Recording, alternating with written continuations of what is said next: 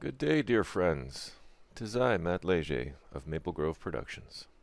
Thank you for joining me. I'd like to say this is going to be a short video, but I don't know. I'm going to try to make it as short as it can be. But there's some things that need to be said, there's some things I need to get off my chest, and there's some things that I'd like to put out there to see if there's any interest for these types of services. Now, first of all, let's talk about haters, okay? Haters are going to hate, right? I'm sure at some point or another, everybody goes through this. I go through this. I'm not immune to it. It's not like it doesn't bother me. I don't let it stifle me as much as I have in the past, but I'd be lying if I said it didn't bother me a little bit. Now, does it bother me to the point where I just shut down and lock myself in a dark room? No. I can still go about my day and I can still keep being me because, quite honestly, I love me. And I love who I am. And I know that I'm a good guy, and I'm a good provider for my family. I'm a good friend. I'm a good listener. I get told these things all the time. So, but another part of this is that I don't need to prove this to anybody, right? When you're right with yourself, when your soul tells you and confirms and affirms that you are a good man or a good woman, you don't need any outside force, any outside individual or whoever to tell you that you are such. You just know. I have been able to become everything that I need for myself. And of course, this is a continuous process. You keep building on it. You take a step back maybe, but you keep moving forward. These little hiccups along the way are to be expected. That's life. It's a series of how do they say it? Peaks and pits, right? You're just riding the waves. Riding the waves. Sometimes life's great. It's up here. Sometimes it's not so good. It's down here. I think navigating these waters, these waves, with integrity, with conviction, with compassion, with kindness, that's how you navigate these waters, right? So to use that analogy, if we're all ships on the water, and I'm not getting into Admiralty law and law of the sea stuff here, this is just a separate example. If we're all navigating the seas in our own ship, then we have to do it in a, for lack of a better word, an organized way, in a methodical way, in a systematic way, in something that's rational and that makes sense and that's logical and is well thought out. Now, that's not saying that there's not a time and place for flying by the seat of your pants. But for the most part, especially when you're navigating, you want to have an idea of not only where you're going, but how to get there and even where you came from, right? How do you know where you're going if you don't know where you came from? So, back to the haters thing. I think that when the haters approach us, they're expressing a certain insecurity inside them. They see something in you that they probably admire to a certain degree, or they wish that they could be like you. It's not a jealousy exactly or envy. Maybe it is. But I think it's that they sense an inappropriate sense of unfairness. They believe that, well, you shouldn't be able to get away with those sort of things. Why can't I do that, And I've been guilty of that myself in the past, of being almost resentful. This has been a long time. I don't get hung up on these petty emotions anymore, but there was a time where even the success that my friends would enjoy, I'd be like, that's not fair. How come I don't have that? Nowadays, when my friends or family experience something joyful or an accomplishment, I could not be happier for them. There's no sense of envy or unfairness there. But having gone through that, I think that's part of what these haters, again, I don't want to just use this one term, but that's really what they are. They bring hate and bigotry and a lack of just acceptance and a lack of tolerance. It's very clear that these folks deal with these things probably every day, maybe multiple times a day. We don't know. Hatred is something, or disdain, or resentment. These are things that scar you at the heart level. And if you don't do anything to heal these scars, to heal this damage, it'll just keep get festering and getting worse and worse and worse. It's like an infection. It's an infection. It's an infection of the soul. It's an infection of the mind. It's a virus. It's a type of virus. You can look at it that way. So I'm not saying it's easy to be compassionate to these people, but certainly, killing them with kindness is the way to go, because we definitely don't want to sink to their level, right? And I get caught up in this too sometimes, where my ego gets the best of me. I end up in a back and forth with somebody I don't even know, trying to prove a point that's never going to come across to this individual. And I'm not going to get into specifics, because my issues are my issues. My problems are my problem, and I want to deal with them on my own. I don't want to dump all over you. I don't want to dump all over the online community or my followers. That's not what this is about. This is bringing forth an issue that I identified that's ubiquitous. It's just across the board. You see this. You see this with regards to celebrities. You see this with regards to people that have a significant following. You see this with politicians, right? Well, that's a separate subject. I don't have as much empathy for them for obvious reasons. So, but you see this kind of thing all the time. And I really think that they're trying to address a certain insecurity within themselves. It's just they don't know what to do about it. So they end up just lashing out at whoever is there, whoever it can be a target, right? Even if you don't want to make yourself a target to anybody, sometimes people will try to kind of force you into that receiving role. They don't have to, but it's very easy to get sucked into other people's drama. Now, I have a kind of I don't want to say 3 strikes, because they're not strikes, but I'll give people the benefit of the doubt 3 times. That's as much as I'll afford anybody. I don't care who it is. It could be my own mother. 3 times I will try. After that, that's it. I take the same approach with technical support. Okay? And those of you that are not tech savvy, you might be a little insulted by that, by what I'm about to say. But imagine that you're the producer on a session. Imagine that you're the IT guy, and that you've got a flood of all these support requests coming at you. And people are not taking the time to read what you're sending them.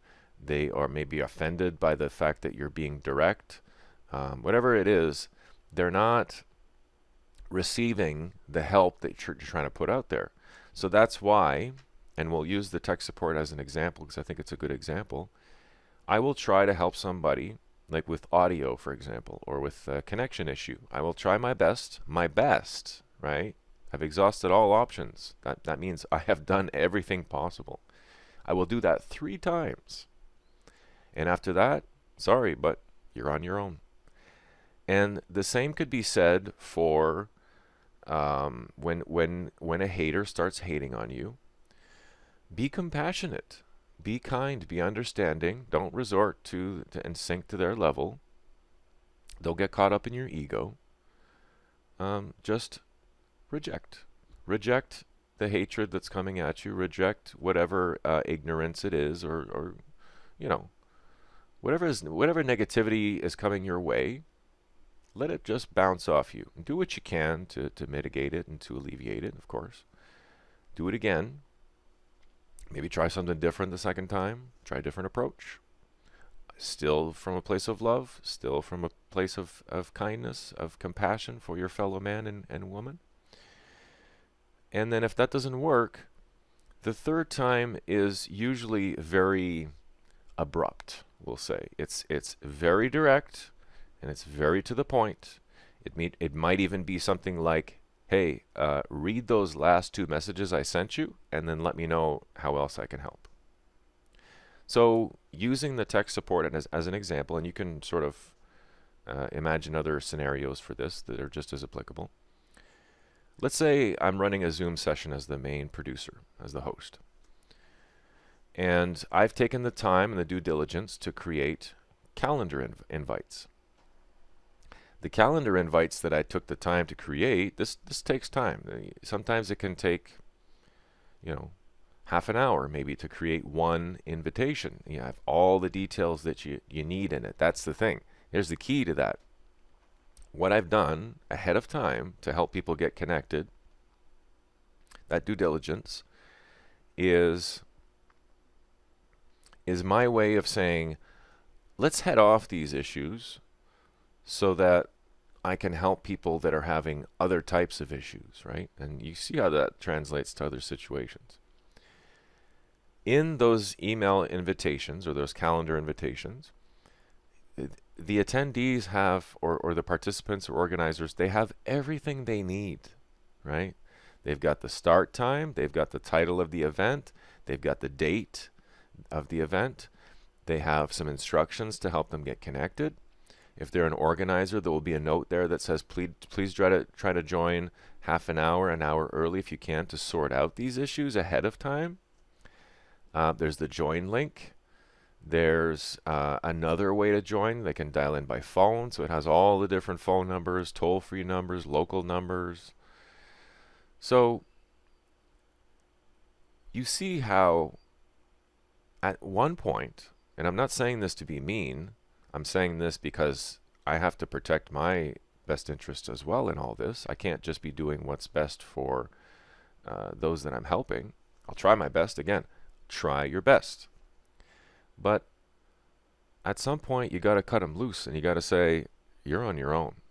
I've done my best. I tried to help you. There's nothing more that I can do for you. And it's about expressing that with the right words. You don't want to come across as an asshole.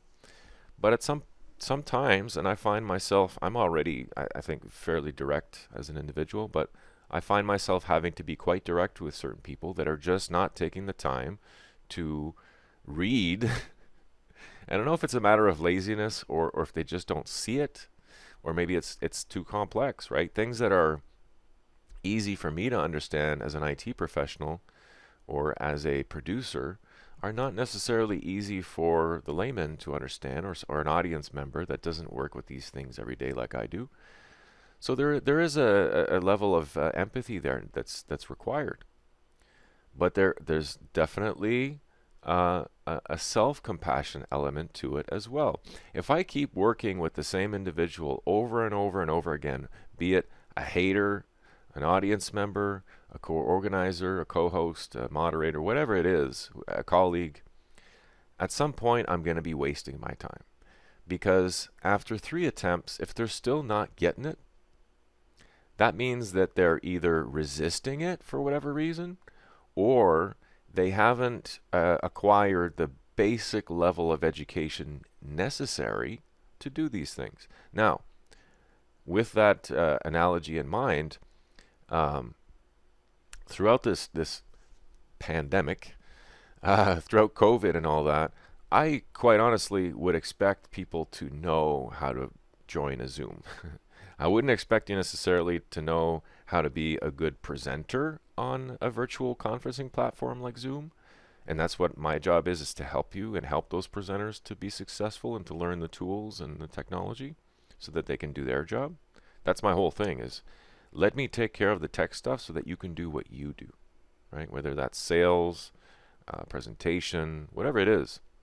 Let me take care of all the stuff behind the scenes so that you can focus on your information delivery, your presentation, whatever it is you're doing, your sales. So, yeah, but there's a limit. There has to be a limit. Otherwise, I'm going to be spending all my time with 1 or 2 individuals that really, again, have not taken the time that they needed. And it's not like this information is not out there. You can figure out how to do anything on YouTube now. And if you don't like YouTube, there's plenty of other video platforms out there. There's PDFs you can download. There's blog posts. I mean, there's no excuse. But after, three plus years of a lot of us, I was working remotely before this, but before all that. But having gone through all that, I'd expect people to have a basic level of understanding of at least how to join the Zoom, right? I mean, this is not rocket science here, let's be honest. And it's not to say that these people are stupid. They just are not savvy on that particular technology. Maybe they're Einstein level, just brilliant beyond belief with other things. Maybe they're a fantastic writer, a better writer than I could ever aspire to be, and everybody has their strengths, everybody has their weaknesses. There's even as a generalist, okay, there's lots of stuff that I'm not good at. Lots, okay? And that's my whole thing, right? Is as a generalist, I don't really specialize in any one or two things. I'm kind of good at a lot of things, but I'm not good at everything. No way. That wouldn't make any sense. If someone had the ability to be just perfect at everything they do, why would we need to be so different at the individual level, right? There's a reason why everybody's good at something. And there's a reason why everybody struggles with something. I think it's God or nature, or whatever you want to call it, telling us, the universe telling us, you guys got to get along. You guys have to work with each other, because no one man or woman can do it all. Not even close. It takes a village. That's where that expression comes from. It takes a village. And that's so true. Real quick, also, something I wanted to add here, and when I was doing the post, sending back love. You've heard the expression "return to sender" and all those funny songs, those love songs. Same idea. Whether you're an empath or not, regardless, doesn't really matter, is to return to sender with love. It's that simple. So, in a practical sense, I may pick up on somebody's frustration. I may pick up on somebody's annoyance, or I may pick up on somebody's hateful sort of vibe. And it'd be very easy to fall into, why is this happening? Did I do something wrong? And your insecurities may come out. That's the tendency anyway. But what I've been practicing, and it's a form of alchemy, I guess, is to take those perceived negative emotions, and we never want to suppress those. We never want to ignore them, because they're there for a reason. It's our body and our mind and our soul's way of saying, hey, dude, something's wrong here. You better pay attention to this. And when we get caught up, it should be a one-time thing. If we get caught up in it, it's because we're not learning and we're not healing.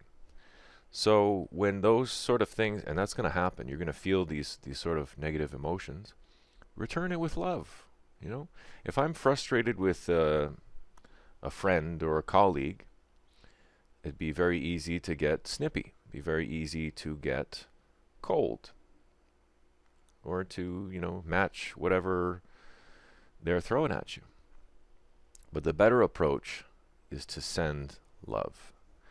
So when, I'm trying to think of an example. I don't really have any recent ones, but I remember in the past a friend of mine quite annoyingly was frustrating me with his inability to progress and move beyond his problems, even though, despite my best efforts of helping, right, you can't force someone, you can't make somebody walk a certain path. You can show them the way, but it's up to them to walk that path for themselves.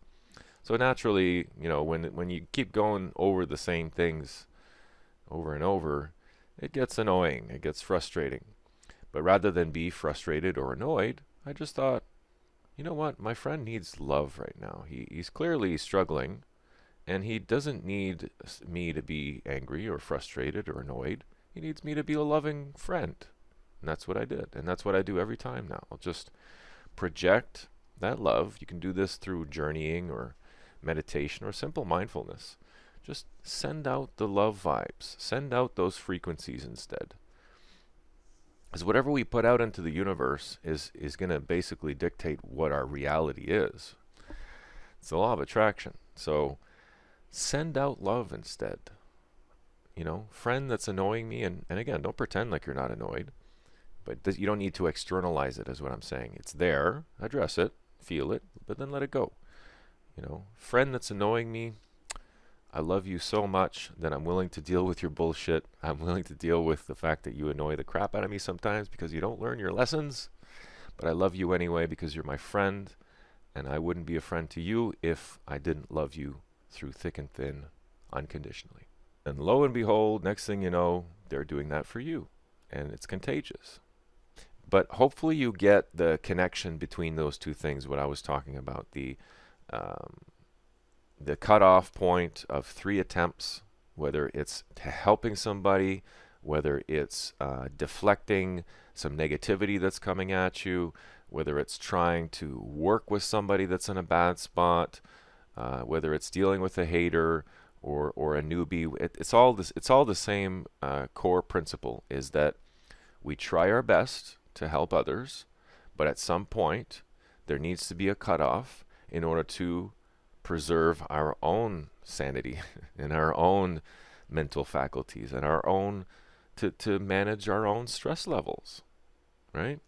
Because the thing is if I get stuck in somebody else's drama or somebody else's tech support or somebody else's hatred, well, then I'm going to start to take on some of those things myself, and I don't want to do that. I've got enough stress, I've got enough pressure on me right now. I don't need to start taking other people's. Okay? So, and choose your battles. There's some stuff that I hate to say it because it probably would be worth fighting for, but some stuff just isn't. It's better to just let it go, you know. That's especially true for those haters. Sometimes, and again, try your best. Do it a few times. Doesn't have to be 3 times. If somebody's being a dick, then you can just say no after 1 attempt. No, you're done. You're cut off here. I'm not interacting with you anymore. And that, again, that's not being mean.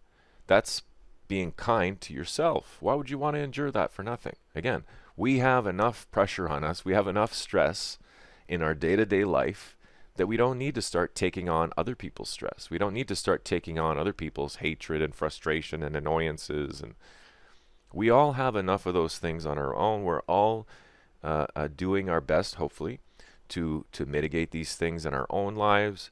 So while it does make sense to mesh and interweave certain things, certain emotions, certain vibes with other people, there's definitely a lot of situations where it's completely inappropriate to do that. And as an empath, if you're also an empath, this is more true for you than probably anybody else. Because as an empath, you sometimes don't have the ability to completely shut off your absorption of vibes or emotion.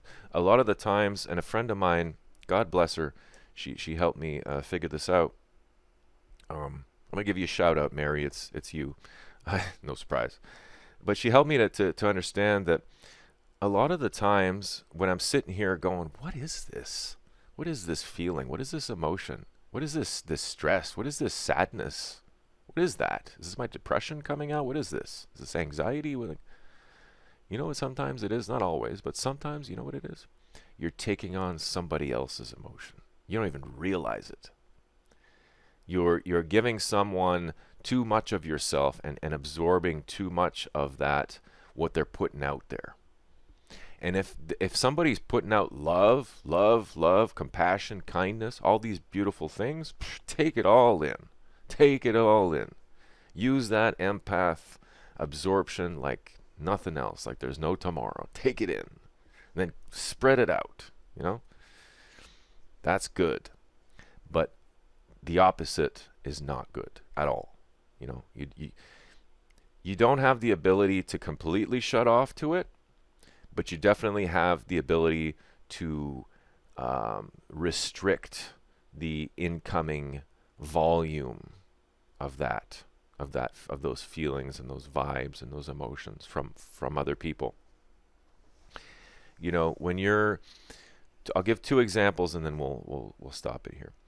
When you walk into a room, I've mentioned this before on other videos, when you walk into a room where people have been arguing, you can feel it.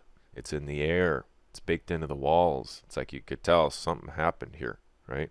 Or if you go, I've never experienced this myself, but I've heard stories of going somewhere where there's been a murder. Or here's one, going somewhere where there's been a very large battle, like a war.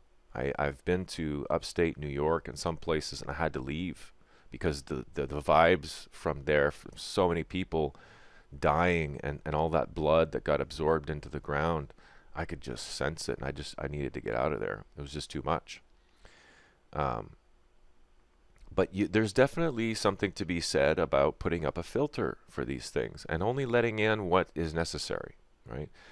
If you need to let in a little bit of it to then empathize with someone that you want to help, of course, but with a filter, not completely. You're not taking it all in. I'm kind of bad for that sometimes. I'll take it all in, and I shouldn't. I can't do those things anymore. So putting up a filter, not a wall, but a filter, a permeable filter to let in little drips to get an idea of what it is, but not enough to taint your insides, to manifest undesirable things within you. So hopefully that makes sense. And like the old saying goes, haters are going to hate, guys and girls, men and women, sons and daughters. Haters are going to hate, right? Are you going to let them defeat you at that core level? You're going to let them get to you like that? Then you have some work to do. Usually that's a matter of not enough shadow work. Because once you've confronted and befriended your own shadow, then it's very easy to deal with other people's shadows because they're not nearly as combative or as destructive as your own shadow can be, right? Other people's shadow side may damage you in some ways, but never nearly as much as one could damage themselves. So all that to say, haters are going to hate, lovers are going to love, and no matter what happens, we're not going to stop loving ourselves, right? Because again, like I was saying in the beginning of this video, we're okay with ourselves. That's the number one goal. And if you're not okay with yourself, I encourage you and I plead with you to please take the time to do your shadow work, to do all work at the spiritual level so that you're okay with who you are. Live moment to moment. Realize that, I'm going to bring this up and we'll finish with this. This is the perfect thing to finish with.